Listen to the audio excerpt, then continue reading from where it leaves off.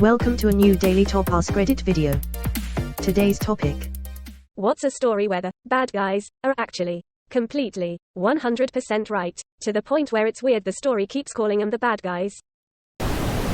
Mrs. Doubtfire, because Pierce Brosnan was really nice and was a lonely middle-aged man who wanted a family, but Mrs. Doubtfire was so mean to him and even tried to kill him with pepper knowing he was allergic. Don't forget that drive-by fruiting. Run by fruiting. Mrs. Doubtfire and the Santa Claus have terrible messages about respecting visitation rights. 90s cinema was brutal on step-parents in general. You can tell when a lot of film executives and producers got divorced. There's a spike in films about workaholic dads and the evil stepdad who listens to and cares about the family. Jingle All the Way doesn't have an actual stepdad, but it's in the same subgenre. Every single Donald Duck cartoon. Dude usually just wants to chill out without being bothered, and there's always someone bothering him, and then he gets blamed for standing up for his own needs. The older I get, the more I empathize with Donald Duck. Disney understood that back in the day, too. His cartoons were actually more popular than Mickey's because he was more relatable. IARC. When Disney was asked to make a cartoon explaining how income tax helped the war effort during World War II, they chose Donald, because he would be relatably frustrated with the whole process at first but learn how it worked. Donald is really interesting actually, because he was promoted to sergeant and was given discharge papers in the 80s as thanks for his service during World War II. Due to the fact that he canonically joined the army in 1941 in a Disney short, he proceeded to star in the most Disney wartime shorts and be featured on a high proportion of away team badges Disney designed, over 200 of them. I believe he's also an honorary member of both the Navy and Marine Corps thanks to his moral and propaganda contributions to the war effort. Especially in Mickey's Twice Upon a Christmas. He just wanted a small break from the holidays to enjoy a cup of hot cocoa. That's the worst one. My son watches it all the time. If anything, Donald is rejecting the commercialism of Christmas in that one. Decriminalize drinking cocoa in your chair for the holidays. That guy in B movie. Girlfriend leaves him for a fucking bee, said B proceeds to gaslight him into thinking he's crazy. Anyway, that movie sure was weird. Leaves him to fuck a bee. Just to be clear, edit. Some of y'all are monster fuckers, and honestly, power to you.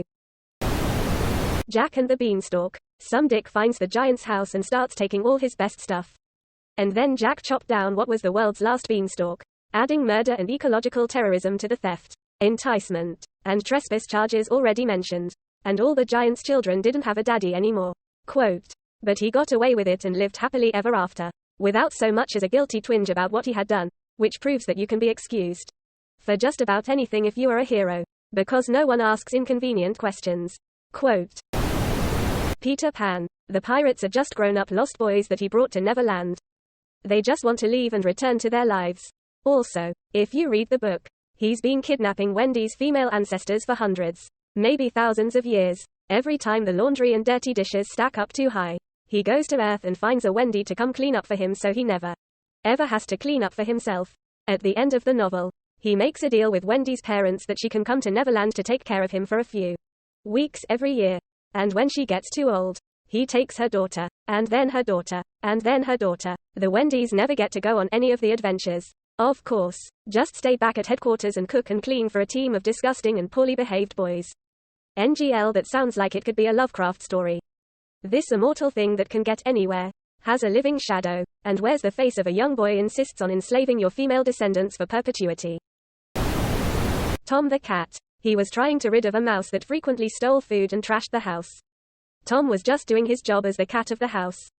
Jerry used to instigate and taunt him. One time he got Tom punished and he got his head chopped off by the guillotine.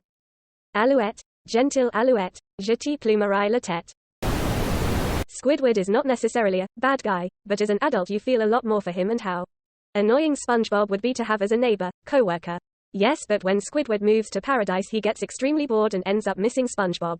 Every parent when the children move away. You mean the squid ethno-state? This is a wild pull lol, but High School Musical. I'd be pissed if I worked my ass off for years to get the lead in a musical only for them to give it to someone else who didn't technically attend the auditions. In High School Musical 2, they were all such brats about having to actually work at the job they got. And not getting to participate in an event at the country club because they had to work that night. They're not members there, they're staff.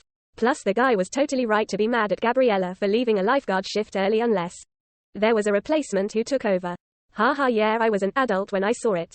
There's a scene where they're first learning the BL job. And the movie is acting like the boss is an unreasonable hard ass. But all he's saying is things like they have to be on time, wear the uniform and put their phones away.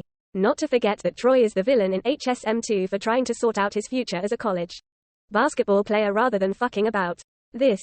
Like okay, he was starting to get a bit snobbish about all these things he was getting, but I mean, his friends were expecting him to reject it all just because, hey, this was meant to be the summer of our lives, dude. Single quote dot. They couldn't find a middle ground. Troy had to choose one or the other.